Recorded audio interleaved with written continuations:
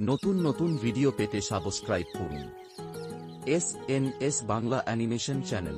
রাখাল ও তার প্রিয় গরুর গল্প। পাহাড়ে ঘেরা সবুজ তৃণভূমির পাশেই ছোট্ট একটা গ্রাম ছিল। সেই গ্রামের ছোট ছেলে রাখাল। তার নাম ছিল রবি। রবি ছিল গ্রামের সবচেয়ে নির্ভরযোগ্য গরু রাখাল।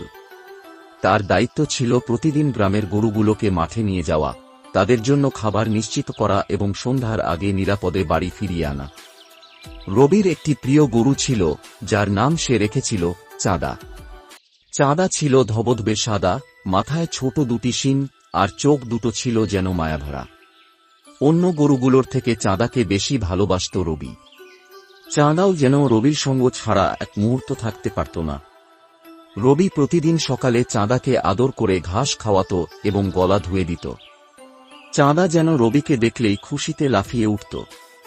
মাঠে যাওয়ার সময় রবি বাঁশির সুর বাজিয়ে গরুগুলোকে ডাক দিত। চাঁদা সবসময় রবির পাশে থাকত, যেন তার ছায়া। একদিন হঠাৎ করে বৃষ্টি নেমে এলো। আকাশ মেঘে ছেয়ে গেল আর বজ্রপাত শুরু হলো। গরুগুলো ভয়ে এদিক সেদিক ছুটে যেতে লাগল। রবি সবার খেয়াল রাখছিল, কিন্তু হঠাৎ দেখতে পেল চাঁদা নেই। রবি ভয় পেয়ে গেল। ঝড়ের মধ্যেই সে চাঁদাকে খুঁজতে বের হল। অনেক খোঁজাখুঁজির পর রবি দেখতে পেল চাঁদা একটি গাছের নিচে দাঁড়িয়ে কাঁপছে। রবি দৌড়ে গিয়ে চাঁদাকে জড়িয়ে ধরল। চাঁদাও যেন রবির কোলে মাথা রেখে শান্ত হয়ে গেল। তখনই রবি বুঝল, চাঁদা শুধু তার গরু নয়, তার সত্যিকারের বন্ধু। সেই দিনের পর থেকে রবি আর চাঁদার বন্ধুত্ব আরও দৃঢ় হল। তারা একে অপরকে ভালোবাসত, যত্ন করত।